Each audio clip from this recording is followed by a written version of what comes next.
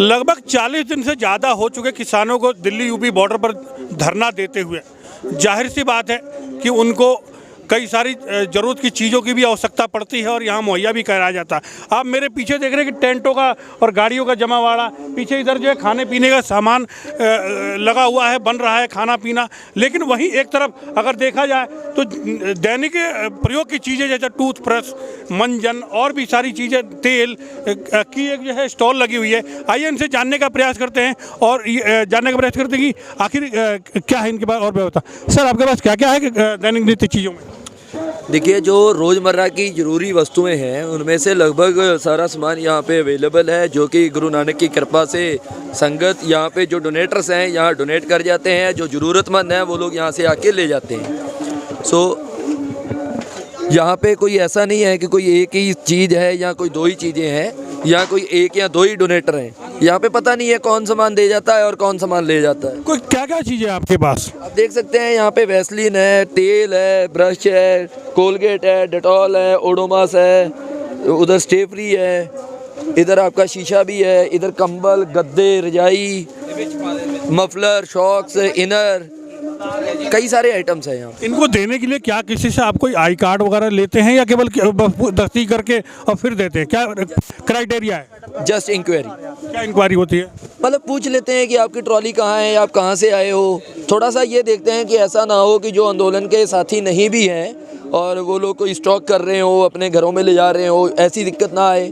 क्योंकि डोनेटर्स के जो हैंड हैं फ़िलहाल तो डोनेशन की कमी नहीं आती है ऐसी संस्थाओं में, या यूँ कह लो कि गुरु नानक देव जी का जो 20 रुपए का लंगर आज से 550 साल पहले गुरु नानक देव जी शुरू कर गए थे। 550 साल से ये व्यवस्था चलती आ रही है। मोदी जी का भी प्रश्न था कि ये कब तक लंगर बांटेंगे। 550 साल से तो बढ़ रहा है, अब आगे गुरु नानक देव। कितने दिनों से ये जो है आपने जो स्टॉल लगा रखी है, मतलब काउंटर लगा रखा है? 3 तारीख को यहाँ पे आंदोलन शुरू हुआ था और लगभग 7 यानी 8 तारीख को ये स्टॉल यहाँ पे शुरू कर दिया गया। आंदोलन के उस बेड़े के पास है जहाँ अभी हमने पीछे देखा कि ज़रूरत की सारे सामान जो है, साबुन, तेल, ये सब मिल रहा था। लेकिन इस वक्त हम हैं चिकित्सालय से जुड़े हुए मामले में। यहाँ आप देख रहे हैं पीछे कनोपी लगी हुई है जहाँ रोगी को, मरीजों को या जो भी जिसको भी परेशानी होती है उसका दवा दारू इलाज किया जाता है। यहाँ बीपी चेक होता है और भी सारी। आइए जानने का प्रयास करते, देखने का प्रयास करते हैं कि आखिर क्या क्या हो रहा है यहाँ पे।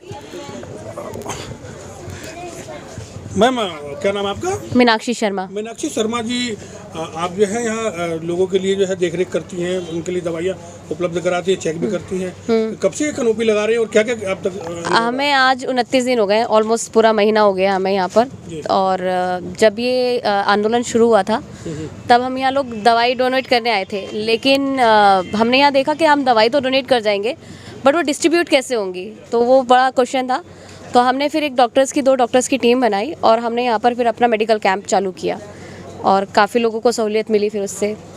किस प्रकार की जो दवाइयाँ आपने रखा और क्या कैसे कैसे फिलहाल जो है मरीज कहा जाए तो देखने को मिल रहे हैं, मतलब पीड़ित कैसे देखने को मिल रहे हैं? सबसे ज़्यादा यहाँ पर क्योंकि देखो वेदर का बहुत ज़्यादा प्रॉब्लम है, तो यहाँ पर बुखार के हैं, खांसी के हैं और क्या कहते हैं गैस्ट्रिक प्रॉब्लम्स हैं और इस फीवर है लोगों को और इस तरीके की खांसी जुकाम इस तरीके की है नॉर्मली। मगर हम यहाँ पर बीपी शुगर वगैरह सब चेक कर भी करते हैं क्योंकि काफ़ी लोग बाहर से आए हुए हैं तो उनको बीपी और शुगर का प्रॉब्लम रहता है, तो हम उसमें भी उनको सहूलियत दे रहे हैं कि उनका बीपी और शुगर चेक करके उनको मेडिसिन अवेलेबल करा रहे हैं उनको हम। एक और भी डॉक्टर यहाँ पे अवेलेबल है, उनसे भी जानने का प्रयास करते हैं कि कैसी कैसी दवाइयाँ। सर, दवाइयाँ क्या क्या अवेलेबल हैं, कैसे कैसे आप लोग जो व्यवस्था देख रहे हैं? यहाँ पर ज़्यादातर दवाइयाँ जब फंगस काफ़ी चल रहा है, फंगस की दे रहे हैं, गैस तेजाब है, इस तरीके की दवाई दी जा रही है। मरीजों से आपका अनुभव कैसा रहा, कैसे मरीजों ट्रीट कर रहे हैं? मरीजों को तो अनुभव बहुत अच्छा है, मरीज़ ठीक ठाक दवाई ले रहे हैं। वो किसान हो चाहे प्रेस के पत्रकार बंधु हो, पुलिस प्रशासन के लोग, हम सबको मानव सेवा है। मानव सेवा सबसे बड़ा धर्म है, हम तो सेवा कर रहे हैं। नर सेवा नारायण सेवा। सर, आपको आप जो है आज कैंप में आए हैं, आपको जो है चेकअप करवा के कैसा लग रहा है? क्या आपको हुआ था, क्या परेशानी थी? कवरेज के दौरान थोड़ा सा बीपी बढ़ गया था, जिसके कारण जो है मैंने यहाँ आया, मैंने अपना चेकअप करवाया तो ठीक है, दवाई दे दी है इन्होंने। बीपी देखा है तो बीपी बढ़ा हुआ है मेरा, वो दवा दे करके अभी हो जाएगा जैसे भी होगा। तो हम अपनी टीम के साथ आए थे यहाँ पर कवरेज के लिए। मैम, कब तक रहेंगी और क्या आगे कैसा रहेगा आपका सफ़र? जब तक हमारे किसान भाइयों का ये आंदोलन चल रहा है, हम अपने किसान भाइयों के साथ, उनके साथ कंधे से कंधा मिला के उनके संघर्ष में उनका पूरा साथ देंगे। और हम यही चाहते हैं कि उनके ये जो 3 काले कानून हैं वो वापस लिए जाएं, ताकि क्योंकि ये जो 3 काले कानून बनाए गए हैं वो सिर्फ किसान विरोधी नहीं है, वो आम आदमी के भी विरोधी हैं। उसका कारण ये है क्योंकि अगर ये कानून लागू हो जाते हैं तो महंगाई बढ़ेगी, और महंगाई बढ़ेगी तो उसका सीधा सीधा जो असर है वो एक आम आदमी के बजट पर पड़ेगा। पीछे हमने देखा कि हर वर्ग जो है किसान आंदोलन से जुड़ रहा है, चाहे वो किसान हो, नौजवान हो, देश का जवान हो, जो भी है, हर वर्ग के लोग जो है, धार्मिक लोग, पीछे नेताओं, धार्मिक लोगों से भी, धार्मिक जुड़े लोगों से भी, बाबाओं से भी बात हुई थी। आपने हमारी पीछे की खबरों में देखा था। यहाँ जो है सेवा से जुड़े हुए, मेडिकल सेवाओं से जुड़े हुए लोगों से आपसे बात हमने कराई, आपको दिखाया कि किस प्रकार से जो है एक NGO, एक संस्था जो है किस प्रकार डॉक्टरों की टीम लेके यहाँ जो करीबन 30 दिनों से धरने का समर्थन कर रही है, धरने की बात कहती है। हर वर्ग के जुबान पे है वो 3 काले कानून वापस होने चाहिए। लेकिन अभी पीछे जो नतीजा रहा किसानों के साथ बातचीत करने का, उन्होंने सूत्रों के हवाले से ये खबर हमारे पास आई है कि MSP को लेकर लगभग सारी बातें मानी जा गई हैं, बाकियों पे जो आगे मीटिंग बुलाया गया है। मतलब साफ है कि हर वर्ग इनको सपोर्ट कर रहा है और लड़ाई अभी आगे जारी रहेगी। आइए आगे हम चलेंगे और देखेंगे कि आगे क्या दिखता है यहाँ पर। अब हम आ गए हैं एक अलग स्टॉल पे या एक अलग काउंटर पे कह लीजिए, जहाँ पे खाने पीने की चीज़ें जो है मुहैया कराई जा रही इस आंदोलन में, इस 40 दिन से ज़्यादा चलने वाले आंदोलन में। आइए उनसे बात जानने का प्रयास करते हैं क्या क्या उनके पास और क्या क्या अवेलेबल करा रहे हैं। सर, आपका शुभ नाम? SP सिंह। सिंह साहब, क्या क्या अवेलेबल है आपके काउंटर पर? पानी है, चाय है, खाने के लिए सब कुछ है, कॉफ़ी है, जो टाइम से बदलता रहता है या केवल चाय एवरी डे। मतलब अभी जो है चाय पानी है और रात को जो है खाने का, रात को खाना इधर लग रहा है, बन रहा है, बनेगा, रोटी बनेगी, सब कुछ बनेगा खाना में। इस समय आप देख रहे हैं कि ये पानी है, चाय है, कॉफ़ी भी अवेलेबल है और मट्ठी है साथ में, और हर ज़रूरत का सामान ये लोग जो है समय समय के अनुसार, यानी कि लंच, डिनर और हर चीज़ का प्रबंध ये रखते हैं। हाँ सर, क्या क्या अवेलेबल है? सब कुछ है, पानी है, चाय है, सब्जी, रोटी, सब कुछ मिलता है। रात की क्या व्यवस्था होती है? रात को दूध मिलेगा पीने के लिए, रोटी मिलेगा। हाँ जी, बस 12-1 बजे तक काम चलेगा जी।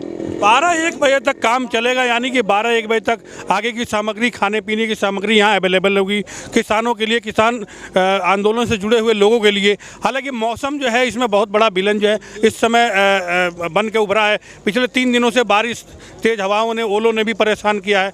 बहुत बड़ा विलन जो है मौसम बन के उभरा। अभी पीछे किसान नेताओं से बात हो रही थी, उन्होंने भी इस बात को कहा कि मौसम ने बहुत परेशान किया है, बिस्तर भीग जाते हैं, सोने में बड़ी दिक्कत होती है।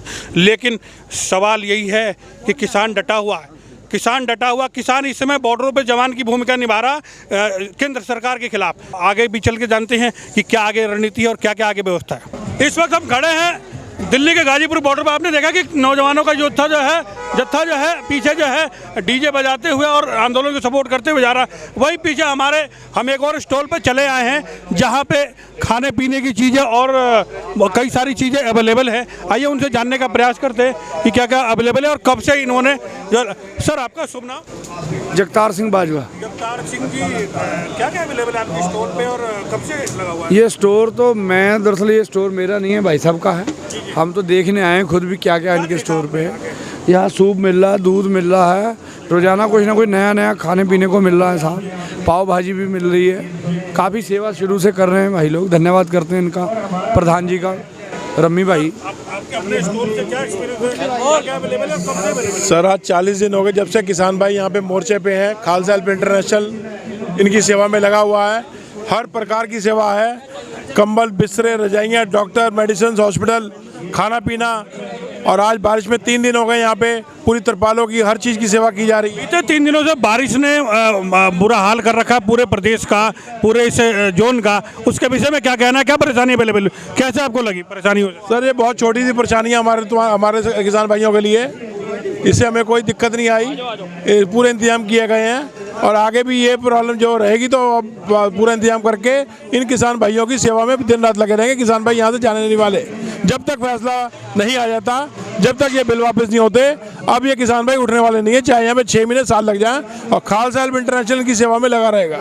डटा हुआ है किसान अपनी मांगों को लेकर। यहाँ आपने देखा कि चाय, खाने पीने की चीज़ें और भी चीज़ें अवेलेबल है।